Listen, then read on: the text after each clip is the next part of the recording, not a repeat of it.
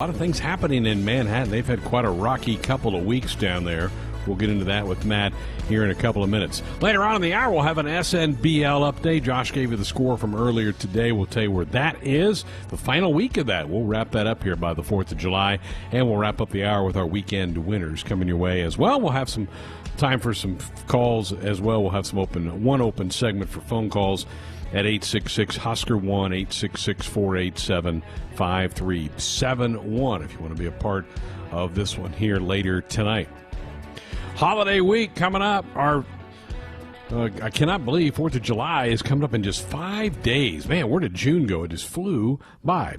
Well, good time to catch up with an old friend of mine, Matt Walters, who's been... Man, are you coming up on like 2 decades of being the sideline guy at K-State? Would that be about right, Matthew? I think this year is either 15 or 16. Yeah? So we're getting closer. Man, that's a long. I can't believe they still put up with you down there to let you do that for that long. Well, I mean, they're desperate at times, so that's what they can get. Well, K-State's had a lot of news around the football program and the campus. I mean, you couldn't watch an ESPN or a Fox Sports today without seeing on the crawl. For our audience, update what's going on. Apparently, a young man on campus tried to make a joke about George Floyd, and it's got everybody up in arms. Well, give me the lowdown on this thing. Well, I mean, to me, if it was meant to be a joke, boy, it was a really bad one, Greg. And I know when I read it the first half dozen times, I personally didn't see anything funny about it. Yeah, and that's it's kind of this day and age in social media. There's the comment that's made. This young man, I would say, I don't want to say became newsworthy, but arrived in the news earlier this year for some things on the K-State campus. But it spread like crazy. It spread like wildfire, and rightfully so. There's a lot of people, both young and old, that are upset by what's taken place, and it just is, it's compounded what's gone on the last, few weeks in our country. And, right now, K-State football, their voluntary workouts are done until July 13th, so there's no football workouts going on. And, there are a number of student athletes that said, we're not gonna practice, we're not gonna play, we're not gonna do anything until the university takes some steps to combat this racism and bigotry. And I think K-State is on its way, like any university, at least I would hope, Greg, would be.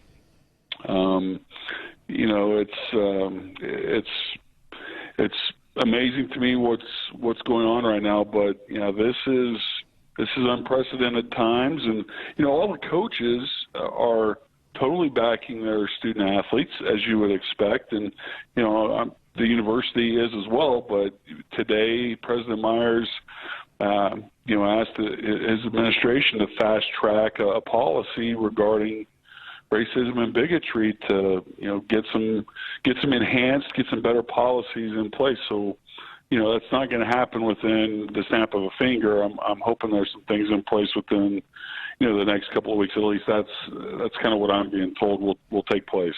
Matt, up here in Lincoln a couple of years ago, there was a student on campus who is a self-proclaimed white supremacist who he wrote a column in the student newspaper, and it really stirred everybody up.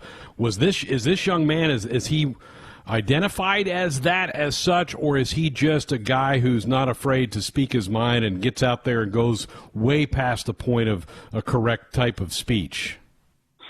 Yeah, I wouldn't call him a columnist. To my knowledge, Sharpie, he didn't put anything in K-State's, student newspaper.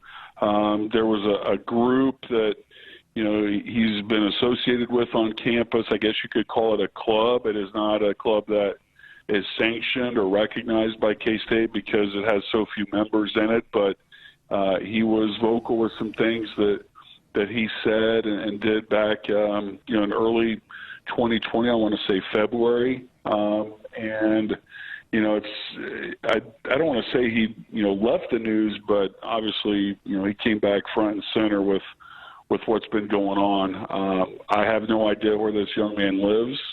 To be honest, I don't care where this young man lives. But,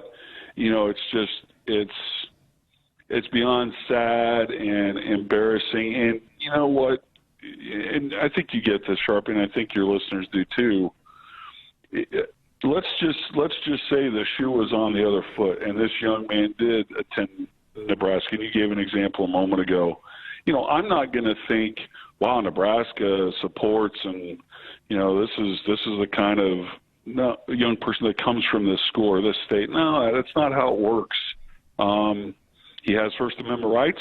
I disagree with what he has said and how he's gone about it, but it's extremely disappointing. Well, and Chris Kleiman, that football coach, is now dealing with this. And this after, yes. I think workouts began, mid-June, and they had 13 or 14 positive tests right away. So we shut those down a little bit. And you and I talked earlier today. I don't know how this is going to get done, Matt. I don't know how we're playing football in 2 months. I'm in Mr. Optimistic, Mr. Sunshine. We're going to get this under control, and we're going to be able to have some semblance of football in the fall. I don't know. I mean, maybe you think differently, but I just don't know how we go from having these small group workouts to having full practices and then games in a couple of months. Well, when the players return, and again, I don't think it was every single player all at once, but, they kind of come back in waves. And from what I understand, Greg, is the positive cases, or the young people that wound up being positive cases, were from out of state that came back to Kansas State. And then, like you said, at the snap of a finger, you've got double-figure positive cases. You got to get a hold of it. You got to get things shut down. And I have not spoken with Chris Kleiman much in the last 3 months. I did talk to him last week. And one thing he said to me was that I've worked harder in the last 4 months than I've worked my entire coaching career, because they've just been, coaches all across the country have been dealing with stuff they've not really had to deal with before. And, and you think about it, Greg, it's the K-State football team is a source. They're Aggieville. There have been some businesses closed down, that they're a source of where positive COVID tests have come. But, K-State doesn't even have its students back. And in the last 10 days, the cases in Riley County have more than doubled. They haven't quite tripled, but they've more than doubled, and they're doing their best. I'm like you. I was on a coach, and you'll remember this guy, Robert Allen, who's the sideline reporter for Oklahoma State. Good friend. He asked me a week ago today, at the end of our interview, he said, Matt, what's your heart tell you and what's your gut tell you? And I said, I have a hard time thinking that we're going to have there's no way we're going to have a whole football season, if you ask me. It's not going to be 12 games. It's going to be stop and start, or start and stop, and there's going to be issues. And I'm like you, Greg. Right now, it's hard to think that in late August, early September, we're going to be firing up and having, 50, 60, 90, 100,000, whatever stadiums hold, people in attendance. It's difficult. I mean, ever since that night, Greg, at Point Family Stadium, when I finished the second inning of a baseball game and I look at my phone and it says the NBA season is suspended, my head's kind of literally been spinning, because this is off the charts. Yeah, no doubt. Visiting with Matt Walters, who is with the K-State Radio Network, does sidelines in football and also does baseball for the Wildcats. Chris Kleiman, I want your thoughts on him. He took over for the legend in Bill Snyder. That's really difficult to do when you take over for somebody who the stadium's named after, but it seems to be a pretty good fit. What was your thoughts of his first year in Manhattan? Totally agree. It's been a great fit. He has done tremendous things.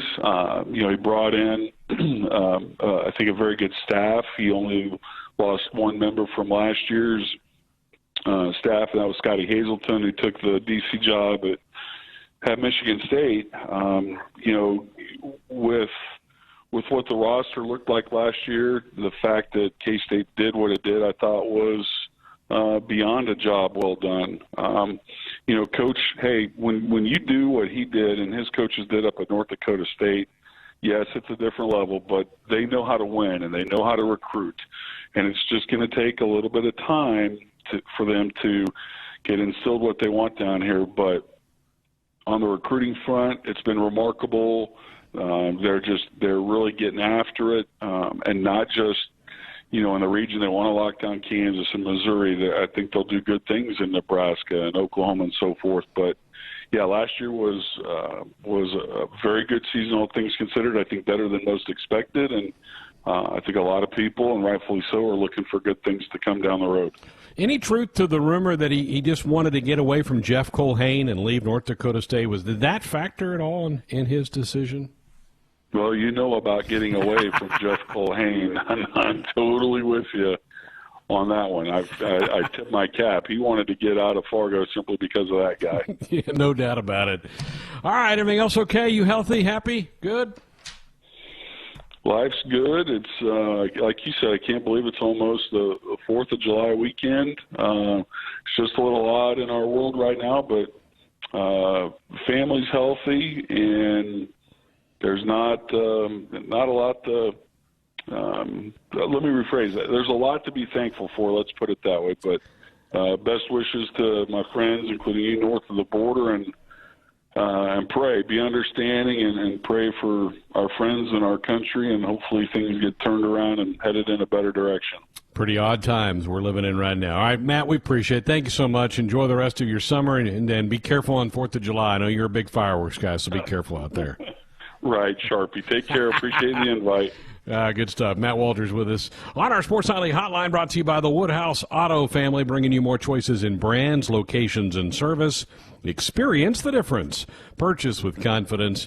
This is Woodhouse. With a comment or question, again, our big story of the day. Head football coach Scott Frost met with members of the Omaha World Herald and Lincoln Journal-Star today to talk about the testing that has been going on for Husker athletics, and in particular Husker football. Some 250-plus tests, 8 positives, 6 of those being associated with the football program. Again, I think what Nebraska's doing is about as good as you can do, Josh. Whether it leads to football games being played in a couple months, I do not know. But I think, again, we have to tip our cap to what Nebraska's been doing. Right, and especially when you think about we haven't known really what they've been doing necessarily, and they've taken some criticism for not saying that. So with Coach Frost kind of laying out what they've done and how detailed the plans were and the advice that they took from, medical authorities and all of that, I think that you can definitely applaud and feel proud of what the Husker football and athletic department, what they've done to keep their student athletes and staffs safe during these times.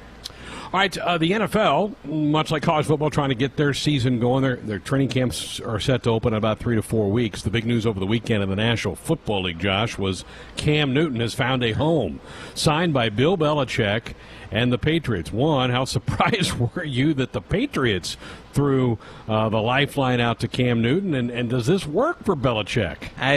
First of all, I was very surprised. I did not see that coming at all when I heard the news. What was that, on Saturday or Sunday, whenever it was that it broke? I had to go read up on it and make sure that it was correct when somebody told me that was the case, and I was surprised, but honestly, it kind of makes sense because he's a guy that needs a second chance, a fresh start, you might say. And will it work? Maybe. I've heard some different people talking, the last couple of days since it happened, that New England hasn't had to run an offense besides a Tom Brady run offense, really, a drop-back quarterback, essentially, that's not mobile for a long time. So to bring a guy in who does have the ability to move the pocket and really run, some read option and some different things with his legs, I think that'll put Josh McDaniels in that Patriots offense in a different position. I think it definitely could work. I definitely won't put it past the Patriots to make it work. I think that it puts them probably in a better position than they were in, but I don't think it's a slam dunk either. They have a history of trying to save old souls. I mean, they did this with Randy Moss, right?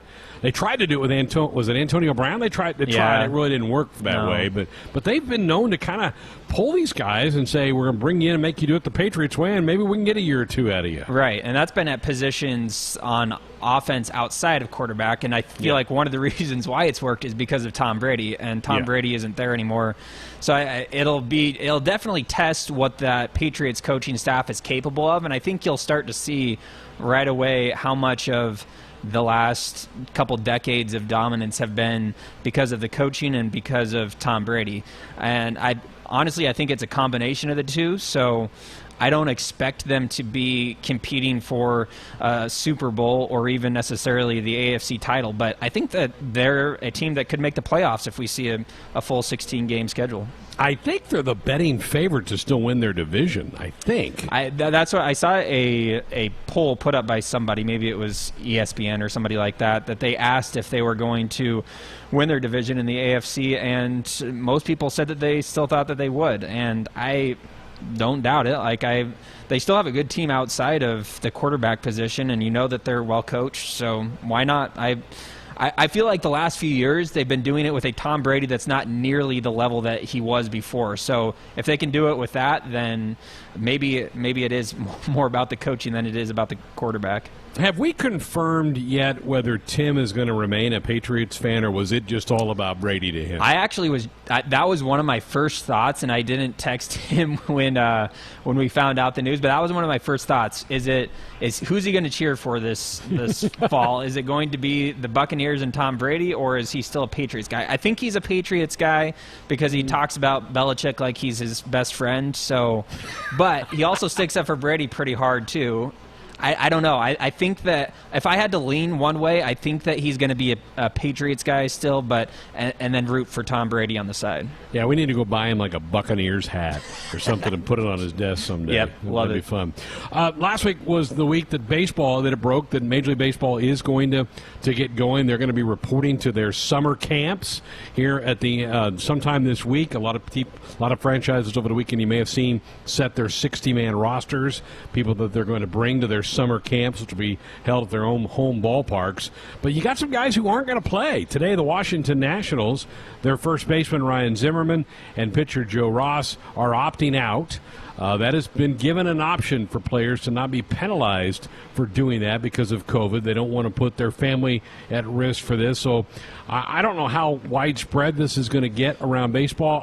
Mike Leake, I think, is a pitcher with the Diamondbacks who's done it. I don't think it's widespread, but I think you're going to see some more guys that go, yeah, this may not be worth it for me right now. Yeah, so far there have been three. Mentioned Mike Leake with the Diamondbacks, and then Ryan Zimmerman and Joe Ross, both with the Nationals. And I don't really have a good feel on that. I feel like there were plenty of guys that were outspoken throughout the process of the negotiations, and they wanted to get paid in order to play. And then I think that for the most part, I think that the players are going to be more inclined to take the money. But you know what? I think that there could be a handful of guys from each team. Maybe 3 or 4 guys that from each team that end up sitting out. Maybe it's not quite that high, but I wouldn't be surprised if it is, because I get it. If you have a family and you don't want, and it all depends on the situation too, of how comfortable are you with your living. Like Ryan Zimmerman's a guy that has made plenty of money over the years. He's a veteran, and he probably feels like he doesn't need to play a 60-game season and risk getting his family sick, or and I don't know what these guys have as far as what their families are, if they have family members that are at risk health-wise, that have conditions, or maybe they live with a parent who's elderly and are taking care of them. So you just don't know what they have going on in their lives and what their reasons are. But I can't say that I am opposed to what they're doing either. Yeah. I think maybe you... It might have been you and Austin on Friday on our SNBL stream. You were talking about some of the new rules that they're going to play with in this 60-game schedule. Yeah. Which one bothers you the most, and which one are you excited to see tried? The one that bothers me the most is putting the runner on second base. I don't care if it's in a shortened season and a weird season. That just seems so little league to me, to put a runner on second base in extra innings. That I'll never get over that. And if that ends up becoming a permanent thing, I am not a fan. I don't mind the DH in the National League rule, but I also am that one doesn't bother me quite as much, but I've always thought that it was kind of cool how each league had their own thing. But it seems inevitable, and it seems like it has been inevitable for several years now that that's going to be a thing where they both have the DH, both leagues. I'm trying to think of a rule that I'm good with. Maybe the reliever rule, was it bothering you? And we haven't done it yet, but no. where you have to face 3 batters or finish an inning, I guess, so you can come in Right. and get the final out, and then they can change. To me, that one is fine. Like I'm okay with that one, and we've seen it. You mentioned SNBL, that we've seen that take place, and it doesn't seem like it's that big of an issue. I think that late in games it could. You just have to maybe put in a guy that you trust to get at more than just whatever their handed batter is out. You don't just bring in a lefty specialist for one batter, but it will test managers a little bit, I think, especially early on, whether, what do they do? Who do they bring in certain situations? You can't just bring in one guy to get one out unless it's to end the inning. So that one I'm okay with. I keep hitting refresh because I thought we were getting the schedule tonight. Have you seen anything? I have not. The NBA came out with their schedule late last week. But Friday, right? Right. I thought Monday night I was told the MLB was going to release, but I haven't seen anything yet. Darn it. Kind of hoping that would pop during Sports Island. That'd be nice. And why not? Why not do something with ESPN or MLB Network and have a big show? Create some excitement. Where you unveil it and get people kind of jacked up. We're 3 weeks away from when they're going to start this thing, which is I think they may have a handful of games on the 23rd, and the 24th will be the first full weekend of Major League Baseball. Why not? Why not just try to play that thing up as much as possible? But again, I haven't seen anything here tonight. 866-HUSKER, 1-866-487-5371. And we'll be back tomorrow night. We do have a Run to Twitter poll up for you at Husker Sports, our Twitter handle. Which MLB rule that's in effect this season do you want to be implemented permanently? A, runner at second base in extra innings. B, the designated hitter in the National League. Or C, relief pitchers having to face at least 3 batters. The early jump is, it's pretty close between B and C. The relief pitchers won a slight edge over B, 42% to 38%. I know Matt Coatney's not happy about that DH in the National League. Yeah, I feel like the guys who are, the ardent NL fans aren't going to be a fan of it. They kind of like the fact that they're different than the American League, and I respect that. I'm an American League guy as a fan of the Twins, but I've always thought that the National League having to have their pitchers bat made things a little bit more interesting. It's just different. Now, do I love watching pitchers hit? Not necessarily, but it's always been part of the game, and it looks like it's not going to be. The strategy late in games is really intriguing to me. So, the first couple times that a pitcher comes up in the second or third inning, then the fourth or fifth inning, those are probably the only 2 times you would see a pitcher hit. Then the manager's got to go get a pinch hitter.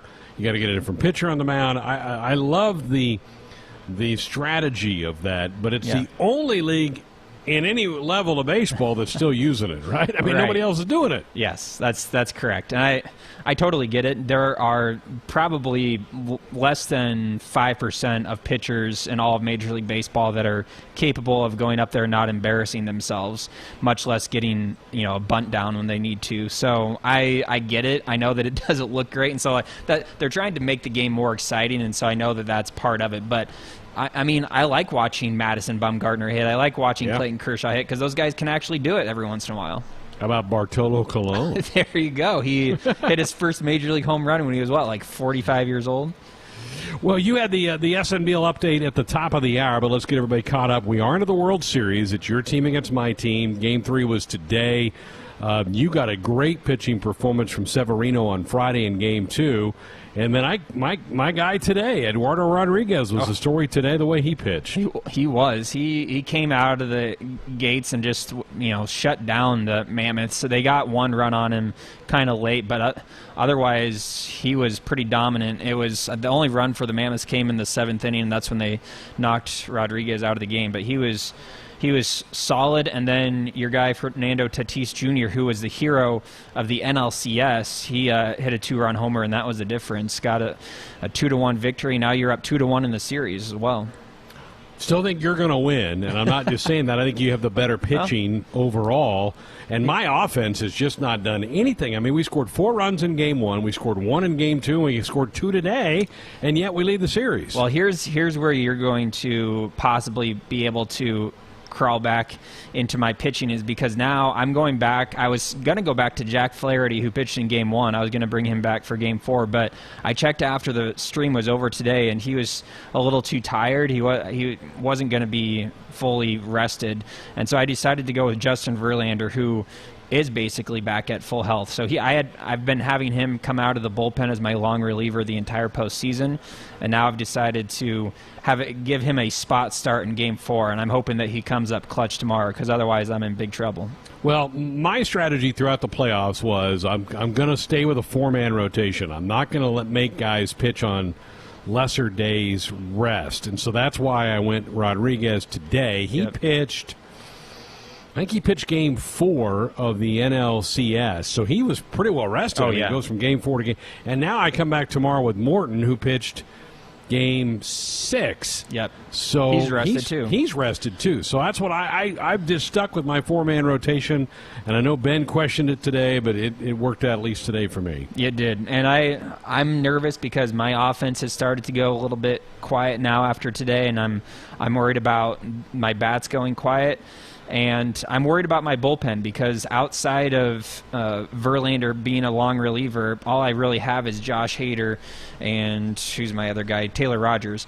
Those guys at the back end of the bullpen are really all I've got. So if I get hit around early, there's not really much of a chance for me to stay in games. What's been interesting is your legend is Ty Cobb and my legend is Willie Mays, who had unbelievable years. Yep. But Mays is completely, I think he's hitting under 240 in the playoffs, and Cobb has not been as hot in the last month or so. Yeah, neither of those guys have played very well. Now, Willie Mays he still has been out there showing off his glove. He robbed a home run in the NLCS. That was pretty impressive.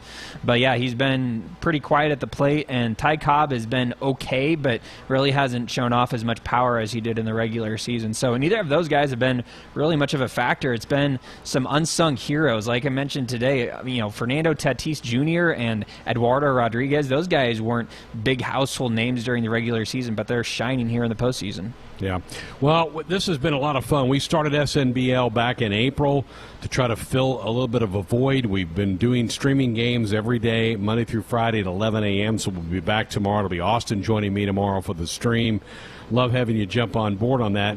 We do it over Twitch. It's been a blast for us to kind of have some fun to fill the lack of baseball in our lives. It will end one way or the other this week, and I know we've had people that have asked us, Josh, what are you going to do with that Twitch channel now that you're done with SNBL? Well, tonight it's being used tonight with a Madden student Madden game that's going on. Ben is handling some of the duties for that. We have some thoughts about that channel moving forward. We're not ready to announce anything yet, but I think we've had some fun with some folks over the last couple of months. Yeah, no, it's been a lot of fun to be in that. And here's the thing, is that whatever we do going forward probably won't be quite to the level of what we've done where we're streaming two hours plus every single day. But if you've been a part of it, if you've gotten on and watched the streams, trust me, that's not going to be the last thing that we do this week when whoever is crowned as the World Series champion. We're not just going to hang it up. We have some fun ideas going forward, and we'll hopefully be able to implement those, and do something every week or so, and maybe do something kind of special like this where we come back and do something every day for a couple weeks stretch. But whatever we do, it'll be fun because whenever we have people in the chat who are talking with us and we're chatting with them, it's a lot of fun. And obviously we miss sports, so that's a big reason why it's been fun. But it's fun no matter what, just getting to interact with people. Well, and as the topic we've had all night tonight, if college football gets delayed or is limited in the fall. True. We're going to want to have something to kind of occupy us a little bit. So yeah, we're kicking things around. We're, again, not ready to announce something, but don't give up on us. But it has been a blast. Again, tomorrow, 11 a.m., Austin will join me for Game 4 of our Sports Nightly Baseball League World Series between the Minnesota Mammoths and the Hickman Harriers. Game 4 tomorrow. That'll be fun. 866-HUSKER, 1-866-487-5371. Still time to sneak a call or two in before the hour is up. We'll do that next. Also, our weekend winners coming your way as well. Bringing you more choices in brands, locations, and service. Experience the difference. Purchase with confidence. This is Woodhouse. Time for this week's weekend winners. Josh, what do you have? Well, I actually wrote down a couple because I wasn't sure what you were going to have, but I'm going to go with the NBA. And I know that they came out with a schedule on Friday, so technically not the weekend, but they released their full schedule. And then over the weekend, you started seeing Vegas come out with betting lines. So that's been really the first, real sport that, team sport that you can have games and bet on. So the NBA coming out with their full schedule. Now, I know that they're not even going to start until after Major League Baseball comes back, but just to see games with times and TV next to them like that, it kind of warmed my heart when I saw that come out. I'm with you. Lakers are the favorites, right? They got to be. I would think so. They lost Avery Bradley. He said he's not going to play the rest of the season, but I think that they're probably at the top of that list. Yeah. I'm going to go to a lake in northern Wisconsin. Brian, Tricia, and Brady Hurt were out fishing on Marsh Miller Lake when they spotted an animal in the lake with a plastic tub over his head. So they steered their fishing boat over, and it was a small bear who had gotten his head stuck in this plastic tub. So they maneuvered the boat. I think the son was driving. The dad is reaching down into the lake to try to pull the tub off of the bear. They get to him once, and he doesn't quite get it off, and the bear kind of moves away from the boat, so they have to circle the boat back around and then do another run at him, and the dad this time is able to get that tub off that bear's head, and he's able to swim to shore and get off the go. That's a really cool story. There's video on Twitter. Nice. Because I think the wife was videoing it with her phone, so you've got the video of the tub rescue of the bear. How cool is that? I love it. Obviously, it's really sad to think about how often that probably happens, and there's nobody there to help out animals that are caught like that. But when it does happen, it's awesome. You see videos of like a deer being stuck in the lake and they can't get out, and people going out to rescue them. Stuff like that. It just kind of warms your heart. It's good. You can't go along with animal stories either. No, right? Not at all. Those are the things that always work. Also want to give a shout out. We've stopped doing the weekend rewind because there just haven't been enough sports to go. But a shout out to Dustin Johnson, who won the golf tournament over the weekend. He's now won 21 tournaments, and he's won 13 straight years. He has won at least one tournament, and he joins a really prestigious list of golfers like Nicklaus and Tiger, and I think Phil's in that category as well. But what a win for Dustin Johnson. What a career he's had. Yeah, well, that was actually the second one I had written down for a weekend winner, so I'm glad you mentioned that. He's had a really, really great career. He's done it pretty quietly for the most part, but he's just so consistent, like you said. The fact that he's won at least one tournament in 13 consecutive years, and then his 21st overall victory in his career. He's so good, and I think that he kind of maybe gets overshadowed every once in a while when a new name like a Jordan Spieth pops up, and then obviously you've always had Tiger and Phil kind of taking the headlines, but he's a guy that's really good, and it's kind of cool to see him keep on keeping on. Only one major, and that's probably what's held him back. Right. But the consistent, it's hard to win a tournament on the tour, and to do it in 13 straight seasons is remarkable. He's moving up a list, too, where he tied Davis Love and Lanny Watkins for 30th all-time in PGA Tour wins. He's one win away from Raymond Floyd, 3 from Gary Player, 4 from Johnny Miller. So he's in a high category, and just seems like a pretty good dude, actually. Yeah. I was just going to say, he seems like a good guy, and just to be able to avoid injury long enough to be able to do that, he's 35, 36, and he's been able to keep doing that basically since his early 20s. That means that he's kept healthy and been able to do that pretty consistently. So, yeah, good for him. Married to Wayne Gretzky's daughter. That's right. How about that? Fun fact. Man, those family gatherings have to be kind of cool, huh? I know. Hang out. I always think about things like that when there are a couple of different. I feel like it's not quite as prevalent in sports, celebrities being related to each other, or married and being in-laws. But I always think about that whenever the holidays come around and what that has to be like. The being able to you're Dustin Johnson, but then you go and Wayne Gretzky's at your family gathering. You get overshadowed a little bit. Yeah. Oh well.